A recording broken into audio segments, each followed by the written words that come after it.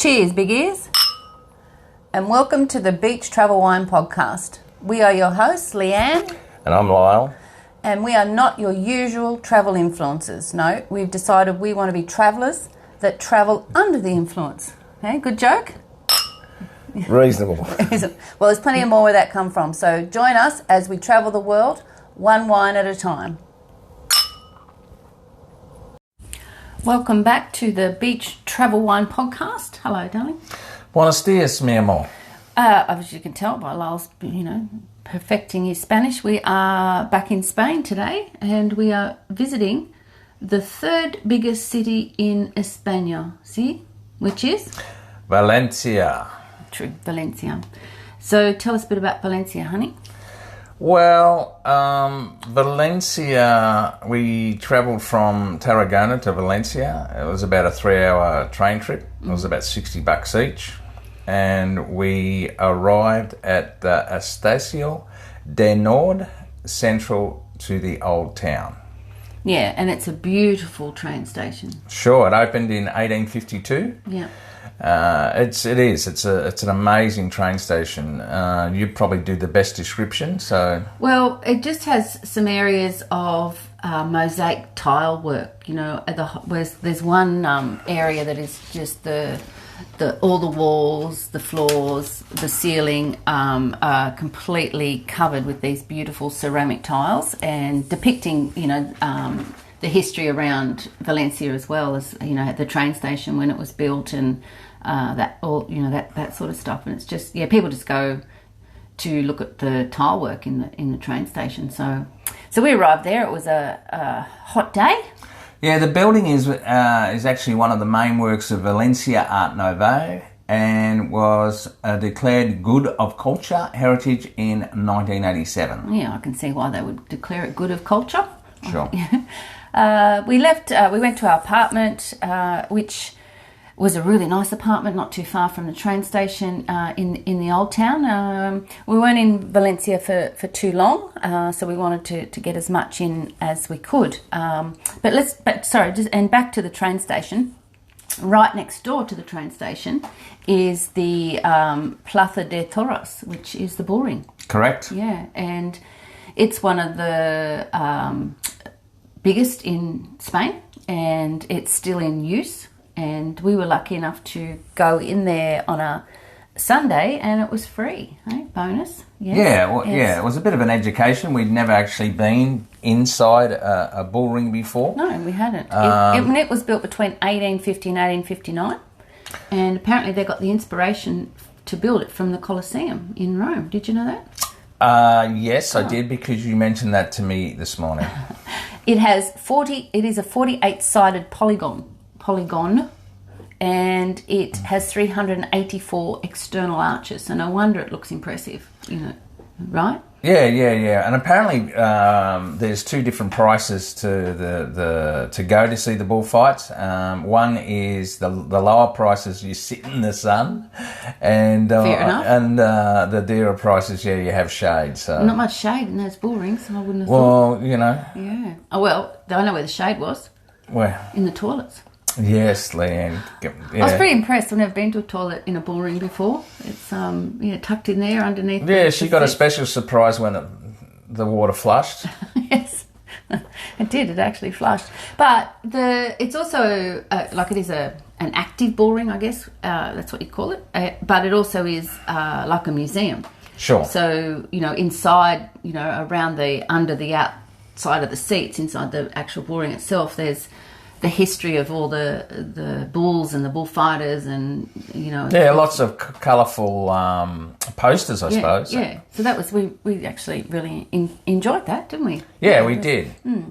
So after we unloaded our stuff in our beautiful apartment, which was really close to the markets in Valencia, we decided to go for a walk, just to explore, as we do. And not far from our place, we found this beautiful building. We had no idea what it was. You want to tell us all about that, don't you, Donna? Yeah, well, it's actually the Silk Exchange. It was built between 1482 and 1533. So what's a silk exchange? What does? Well, basically, it's a trading hall. Yeah. And there was three parts to the building. There was the trading hall, which was what we walked into. Yeah. So did people bring their silk there and trade for other stuff? Yeah. Or people bought silk and they traded? Like that's how it worked? Yeah, it was a bargain? trading, Okay. yeah. Now, one of the other parts of the building is actually the bank, which makes sense. And then there's obviously with anything Spanish, there's a church within the precinct as well. So when was it built again, honey? It was built between 1482 and 1533. Yeah. It's a masterpiece of late Gothic architecture. How beautiful was it? Oh, look, it was outstanding. It had the main room, I remember, just was decorated so beautifully. I had no idea that's what it was when we were looking in it. The timber and the tiles and the decoration in that main hall. The interior hall with three main aisles is covered by a series of cross vault and resting on slender helical pillars almost 16 metres high. Now, helical means like spiral. For instance, an example would be a spiral staircase, but these were columns and the actual 16 metres high. Yeah, and they were just spiral like a corkscrew, and that was magnificent. And beautiful marble floors. We were actually very, very taken back by it. Yeah, we loved that, didn't we? And we walked around that for a while. And as you said, there's three main parts to it, but the outside of it as well, had lots of decoration on it. That was a nice little surprise, and that's just there in the old town, isn't it? Yeah, well, just to give you a bit of history of Valencia itself, seeing we're talking about old stuff. Okay. It was founded as a Roman colony in 130 BC. Islamic rule and a culturalization began in the 8th century. Sorry, 130 BC? 130 BC. Wow, okay. Aragonese Christian conquest took place in 1238. It's pretty old. Yeah, and as I said before, it's Spain's third biggest city. Correct. Yeah, so, and we decided then the next day we would do a tuk-tuk tour, because we quite like those, and the way the little tuk-tuk can get in and around the streets of the old town. And we learned a lot that day, but probably the thing to start the tour was the city gates. Yeah, the Serrano Towers, and they were built in 1392. But there's 12 of them, isn't there? Correct. Gates, right. Yeah, So they're all called Serrano Towers. No, the Torres de Serrano is one of the 12 gates that formed part of the ancient city wall. So there's one gates that the royals used to walk through, and the others were for the... and that's the Serranos. Okay, that's the royal ones. For the royal one, yeah. We had a little duck through there, didn't we? We did. You were queen for a day? Yes, 10 minutes. And so they're quite impressive. Miss World, so... They're quite impressive, aren't they? the city gates are in the old wall around the city, aren't they? So we drove through those, hopped off, had a look, and just one thing. Yes. The Serrano Towers from 1586 to 1887, the towers were used as a prison for nobles. Like, that's 300 years. It was used as a prison. They weren't that big. No, they must have been little people. Well, there weren't too many of them for nobles. Prison for nobles. Okay. And some of them had the big doors on them still too, so they had archways. Oh, yeah, that's right. Yeah. So they could open and close it. So you can walk all the way around the city wall and look at these city gates. There's, they're pretty impressive. So that's how we started our tuk-tuk tour. And then one of my favourite things was going across the Puente de las Flores, or the Flower Bridge. And it's not a big bridge, but it basically takes you from the old city into the new part of town. And this bridge has 27,000. Now, I don't know who counted them. That's what the tuk-tuk guy told me, and I double-checked it. But 27 different plants. So I think they're all in pots. And can you imagine that? 27,000 of all different sorts, all different colours. And they change them every season. So it's one of those things that's really beautiful all year round. And it takes you, as I said, from where we were on the old town, the city gates, into the new part of town where we headed to the next spot. We stopped on the tuk-tuk tour. I just thought of something. Maybe they could have that particular question of how many flowers there are on that bridge as a trivia question. Oh, at the local pub. Which local pub? Here? No, over there. In Valencia. We don't have local pubs. No, that's a fair call. But now we know, and you know too, people listening, if you ever get asked how many flowers, or plants on that flower bridge in Valencia, you will know how many. Was it, Lara? I've forgotten already. But it was, look, seriously, it was absolutely beautiful. 27,000, actually. Next stop on our tuk-tuk tour was pretty damn impressive, wasn't it? It was the Arts and Science Museum, which is very, very well known in Spain, and it's one of the reasons, or so often the reason, people go to Valencia itself, isn't it? And you're going to tell us a bit about that, because you were pretty blown away by all the facts and things, weren't you? Yeah. It was finished in 1998. It covers around 2 kilometres of the former riverbed of the River Turia, which was drained and rerouted after the floods of 1957. It's made up of 4 main areas. It's the planetarium, the museum, and gardens, and the oceanarium. And just before you go on, that drained riverbed is actually like a walkway, green area, parklands all the way around as well. So, Look, it really is impressive. We were sort of, it just appears, and its design resembles an eyelid that opens to access the surrounding water pools. The bottom of the pool is glass, creating the illusion of the eye as a whole. I didn't know that, and now that you've said that, it makes sense, because, I can see it as an eye. Yeah, well, the planetarium is called L'Hemisphérique, and it's a half sphere in a concrete structure. It's 110 metres long and 55 metres wide. This is the planetarium, did you say? Correct, yeah. Okay. Yeah. And that's just part of it. Yeah, and within that there's an IMAX cinema, the planetarium, and a laserium. Okay, so just tell me again, we've got the Arts and Science Museum, which and along with that we have the planetarium. What was the other thing you said? It's like the gardens, and also the aquarium. The aquarium, or oceanarium. And then also it has some floors of as well, like you said, there's like 2 or 3 floors, isn't there? Yeah. So the museum is called the Museo de las Ciencias. Yeah, Príncipe Felipe. It's an interactive museum of science that resembles the skeleton of a whale. Okay. The building is 42,000 square metres, of which 26,000 square metres is exhibition space, making it the largest in Spain.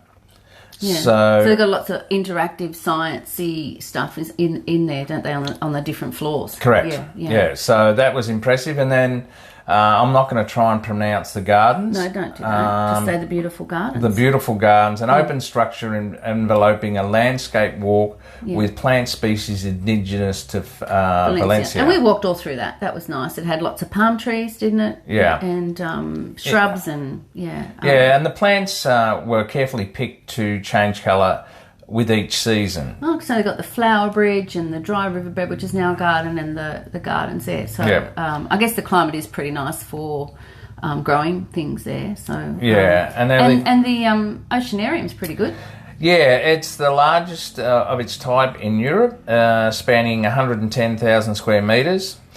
It has 45,000 animals from 500 different species, including sharks, penguins, dolphins, sea lions, walruses, beluga whales, bird and reptiles. The marine areas are arranged into the Mediterranean, Arctic Ocean, islands, the tropics, and the temperate seas and the Red Sea. So there's something there for everybody, isn't there? You know, so the buildings themselves are fascinating. Like one's the skeleton of the whale, and the other's an eyeball. And with that pond in the middle of the eyeball, when we were there, and they change it all the time, they had sculptures. Yeah, didn't they? Yeah, that was really impressive. Yeah. So they have a lot of modern art sculptures around the place as well. So just even if you don't go in the building, you know, you can wander around the outside and through the gardens and have a look. It was really impressive, and I personally would like to go back and have another explore around there because I think it's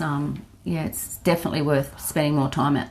Yeah, I think the contrast between the old town and the architecture to this new modern city was just incredible. I guess it's a little bit like the Guggenheim in Bilbao. You know, absolutely. Brought a lot of tourists to the area, and it's just so out there compared to the old town. And this one's a bit the same, but it's not out of place. No, not at all. It's and obviously it was mainly built to encourage tourism. Yeah, of course, it's great. So then we hopped on our little tuk-tuk again, off we went, and we went towards the beach. And we ended up at the port of America's Cup Marina because the America's Cup was held in Valencia in 2007. So there's a big viewing platform there where obviously people stood to watch the finish or the start, whatever. I don't even know where they start and finish, but that's where the viewing platform is. And there's a big long area there at the marina, and because Valencia apparently is one of the windiest cities in Spain, they told us. So you know it's really good for sail racing. Yeah, I've actually experienced it. The wind, yeah, in Valencia. Yeah, and the rough seas. Oh yeah, we're going to talk about that too. Yeah.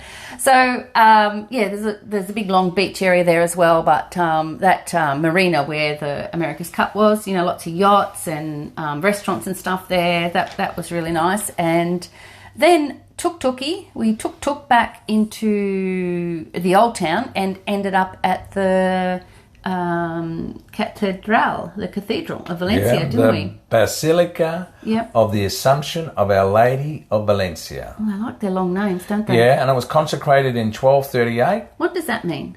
Like opened or? Basically the Pope, you know, did his thing. Yeah, says, you know, stamp of approval. Okay, right. Okay. The defining element of the Gothic architecture is the pointed arches. They were pointed, yeah. Yeah, look, it's beautiful. But the funny thing is that they say, legend has it, that the Holy Grail is... Stop it. No, seriously, they say, there's no real evidence, but they do say that the chalice, or the Holy Grail, which is the chalice, that our Lord drank out of at the Last Supper, and supposedly St. Peter collected his blood at the crucifixion, is locked away in the Valencia. You kept that little secret up your little I know. sleeve. I couldn't help it. I knew. I knew. But they also say within everything that I googled that there's no proof. Yeah. But let's go with it. Don't let the truth get in the way of a good story. It's a little bit like St. James being buried in... Stop it.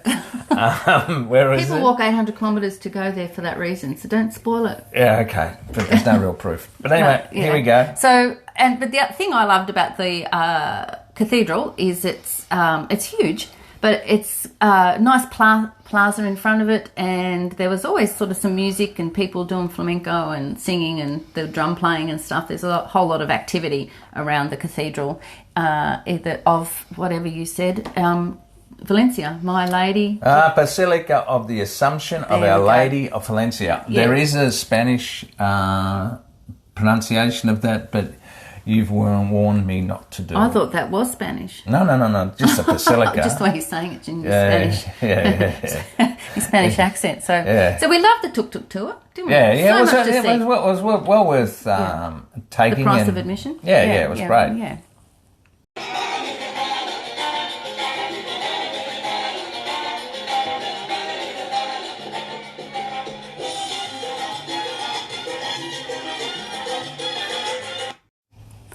So we were lucky enough when we were in Valencia to meet up with some people. They were friends of some Spanish friends from Australia that we knew. Ilom and Maria. Yep. Yeah. And they picked us up in the morning and took us on a day trip, didn't they? Yes, they did. And we went not far from Valencia, thank goodness. And we ended up at a really little popular spot for locals, and a lot of locals live there as well, called Port Saplaya. And it's a beach area which has like canals and colourful houses, and it used to be an old seaport. And it's actually, they call it Valencia's Little Venice, didn't they? And it was beautiful walking around you can go in around the port area where all the coloured houses are and their little boats and things. You know, they don't have the gondolas, but, you know, they've got little boats tied up. It was really pretty. And then at the front of that is the beach, where they have restaurants and shops and tropical gardens. And, yeah, it's really beautiful, isn't it? I was pretty impressed, I've got to say. It used to be an old seaport, and they exported chufa, which are actually called tiger nuts. Did you know that? That's my little surprise for the Tiger nuts. Are they like? They're made into horchata, which is a traditional drink, which you drink cold. So yeah, we didn't try it, but apparently we should have, because it's really nice. So, we tiger nuts, eh? Tiger nuts. Tiger nut juice. Is that like? Anyway. Let's go there. So that's Port Saplaya, which is, you know, one of the things that when you look at Valencia, they say, you know, where should you go for a day trip and what should you see? That's certainly what we'd recommend. And then Ilom and Maria took us to La Albufera Parque Natural, which is a natural park that we went to, and it's best explored by boat. Boat, yes. Yeah. It's a freshwater lagoon and estuary. The natural biodiversity of the nature reserve allows a great variety of flora and fauna. Well, that's what the book says. That's what the book says. Well, they were rice fields. Yeah. Because you said, they had like weeds. I'm like, no, they were rice fields. Yeah, so, but that just shows how... I mean, it was lovely, but, you know, when you come from Australia and you've got, like, you know, the most amazing natural parks, it's, it's not that big a deal. We enjoyed it. Didn't we? But, it was a pleasant ride on a boat. Yeah, in a shady boat, which was nice. So, but that's right there near Port Saplaya, so, you know, it's easy to do. And then the highlight of the day for me was going to El Saler Beach. And it's about 13 kilometres south, and they describe it as windswept and natural, and it's 6 kilometres in length. And Lyle and Ilom decided they were going to go for a swim, and Lyle was first in, and Ilom was just watching, and it looked a bit rough to me. I wasn't going to go in, and I was videoing Lyle, and he went in, and I lost sight of him, and he turned up probably, I don't know, 50 metres down the beach, rolling around and pulling sand out of his butt, and you know, you got dumped pretty bad, didn't you? And, It was certainly windswept. Lived up to its reputation. And I actually got a fright, to be honest. I swim most days, so I'm a reasonably good swimmer. But I went in and it got me, and there was a bit of an undertow. And if you want to see how funny it is, you can go to our Instagram and go to the story highlights and swipe across to Valencia, and you'll see Lyle getting out of the water, telling Elon. That's right. He couldn't. I was screaming to Elon, "Don't you get in that water! It's crazy." Yeah, because he said and he's looking at me as that. So there's no way, no one was getting in that water. Yeah, we didn't get in there either. No, so I was the only stupid one. Yeah. But yeah, anyway, I can say I did it. Yeah, it was a nice day trip though. Yeah, they were very nice people, and Yeah. they really looked after us. And that's not the end of the day. Wasn't it? No, we went out that night. Remember? Oh, did we? But we did go out that night. But this time though, I have to say, yeah, it was a little bit dicey on the roads for me. You know, like I'm a bit of an anxious passenger, and when you're driving with, you know, like a P-plater that hasn't been driving long, it was a bit, you know, I was a bit nervous. Yeah. Though, I agree. I probably wasn't as concerned about the driving as you were, because I was still trying to get over Nellie being drowned, and the fact that you were laughing At you. Yeah, as I got out of the water. Because Lyle, you know, he's this big time ocean swimmer. I swim marathon, you know, like for tries, and I can do this and I can do that, and then he's tumbling around like a. It was like being in a washing machine. But anyway, I wasn't going to mention, you know, any of that other stuff. But as I said, a little bit disappointing that my wife found it so funny that I nearly drowned. But anyway, never mind. So. Nighttime. Yeah, nighttime. We headed out with, once again, Ilom and Maria, and this time Ilom's brother. Yeah. Yep. What was his name? You can say that. Because it's A-hole? No. What? Did you say A-hole? No. No. I go E-hole and you go, it's not E-hole. That's what a donkey says. Yeah. What? You always calls me that. Jorge, which is Spanish for George. And he was a really nice guy. Yeah. And he was an architect. He was an architect, and he wasn't a very good driver either. No. Anyway, they took us to the Aquarela Beach Club, and that is right on the beach in the main beach area in Valencia, and it is known for its dance clubs. And this one we went to was a salsa club, and you know, we thought we were a bit salsa dancers, didn't we? You know, we knew a few steps. Yeah, we went to one class before we went over. We did. But oh my gosh, it was an eye-opener. It was, this room was packed full of people of all ages, a lot of young people, but a lot of older people too. And they were just there to dance, you know. Yeah. And as bad as Jorge's driving skills were, his dancing skills were amazing. Yeah. He was. He teaches salsa in France. Yeah, he lives in France and teaches salsa in France. Look, I thought it was amazing. We got there because they actually have lessons before they sort of open the club for open air, and we couldn't do the lesson. Well, Leanne could have, but I couldn't because you change partners like all dance schools sort of thing. And because I can't speak Spanish, I wouldn't have been able to, you know, understand what the teacher was saying, and certainly wouldn't have been able to introduce myself to the lady. So we just sat back and watched. The thing that was really impressive was, though, they're there to dance. Oh, yeah.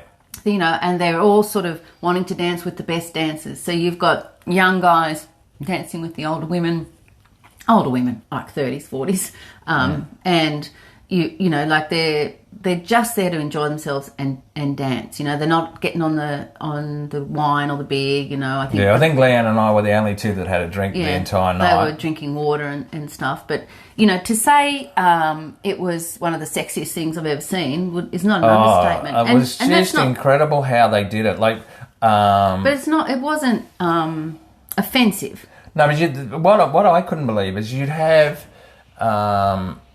Yes. What's his name? Oh, Jorge. What's his name? Jorge would go out into the outskirts of the dance floor, and he'd just stand there, and the girls would just come up and basically introduce themselves and say, "Do you want to dance?" And this was going on everywhere. It wasn't just with him. It was astonishing, and then they just dance, and of course, the better you could dance, and he was spectacular at it, the more ladies came up because they wanted to dance with a good dancer. And I know that feeling. Oh, really?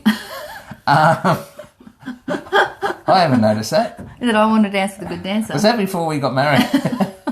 But anyway, it was incredible, and the music was fabulous, and we would, bopping along. We got up and had a crack at it. Yes, we did. At the very end, we'd had enough to drink. Nobody came and asked us to dance with us. No. I don't know whether that was because of our dancing ability or we were the two oldest people there. Probably. It may be both. One of those or both. It was one of those nights that we'll always remember. Oh, I loved it. I absolutely loved it. And just that sort of Aquarela Beach area, this is the salsa club. Not far up the beach is the actual Aquarela nightclub. So, and it was going off too when we left. The lights were flashing and stuff. So that's where you want to go for nightlife. We headed back home, and the nightlife after that we sat outside and had a drink before we went. We had a lovely dinner, a paella dinner. Yeah. And Valencia is the home of paella, so they say. And it is recognised right throughout Spain as the best paella. And we had a beautiful dinner, and we had spectacular live entertainment. We did. Yeah. And once again, go and check it out. It was Valencia's answer to Elvis, wasn't it? Oh, yeah. And he was miming and singing and doing a bit of lip sync and chucking his own singing in there, and got his... Viva la España. I think that's the only song he knows. And he had big sideburns and... He was hilarious, wasn't it? So that was yeah. I don't think he makes much money, but... So that was a fabulous night out, just full of fun stuff and entertainment, Yeah, so thanks guys for taking us.